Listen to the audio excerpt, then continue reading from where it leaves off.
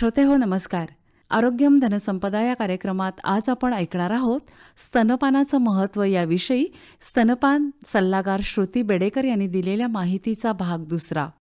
नमस्कार श्रोतेहो. आज आपण जाणून घेणार आहोत स्तनपानासाठी आईने काय पूर्वतयारी केली पाहिजे. खरं तर स्तनपानासाठी आईला काहीही विशेष तयारी करायची गरज नसते, कारण गरोदरपणामध्ये नैसर्गिकरित्याच स्तन आणि स्तनाग्रांमध्ये आवश्यक बदल व्हायला सुरुवात होते. असे काय बदल गरोदरपणामध्ये आढळून येतात? तर स्तनांचा आकार वाढतो, स्तनाग्र व त्या भोवतालीच्या काळ्या भागाचा रंग गडद होतो. स्तनांचा आकार जरी छोटा किंवा मोठा असला तरी काळजी करायची गरज नसते, कारण स्तनांच्या आकारावर दुधाचे प्रमाण अवलंबून नसते. दूध हे दुग्धग्रंथींमध्ये बनते व दुग्धग्रंथी सर्वसाधारण सर्व मातांमध्ये सारख्याच प्रमाणात असतात. तर हे असे नैसर्गिकरित्याच आईच्या शरीरात बदल घडत असतात. पण आईला सगळ्यात महत्त्वाची तयारी करायची असते ती म्हणजे स्तनपानाची मानसिक तयारी. आईला बाळ 6 महिन्याचे पूर्ण होईपर्यंत निव्वळ स्तनपान करणे आवश्यक असते. या कालावधीत आईला कुटुंबियांच्या पाठिंब्याची व आधाराची अत्यंत गरज असते.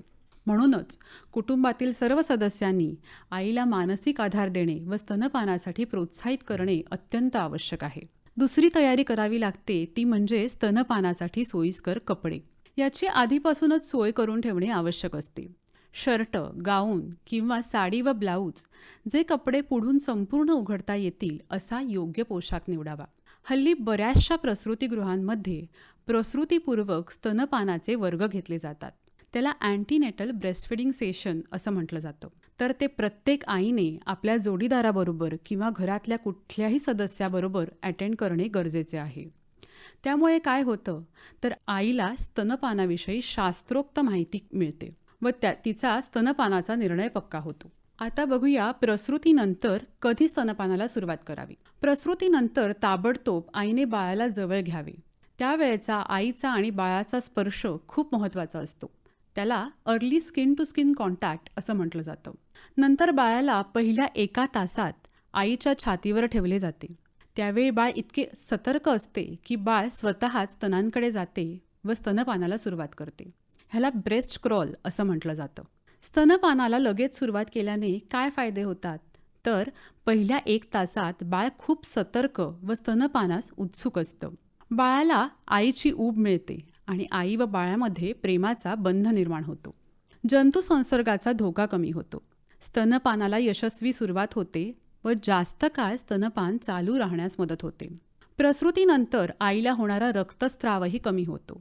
वर्ल्ड हेल्थ ऑर्गनायझेशन म्हणजेच WHO शिफारसीनुसार बाळाला 6 महिने पूर्ण होईपर्यंत पूर्णपणे निव्वळ स्तनपान म्हणजेच एक्सक्लुझिव्ह ब्रेस्टफीडिंग करणे गरजेचे आहे.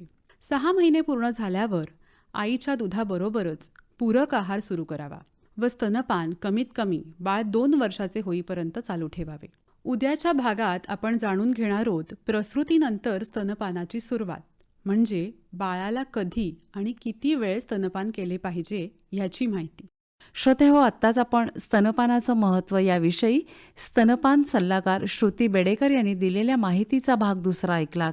उद्याच्या भागात ऐकूया याच माहितीचा भाग तिसरा. या कार्यक्रमासाठी निर्मिती सहाय्य केलं होतं सुचेता गरुडे यांनी आणि या कार्यक्रमाचे सादरकर्ते डॉक्टर प्रफुल्ल तांबे.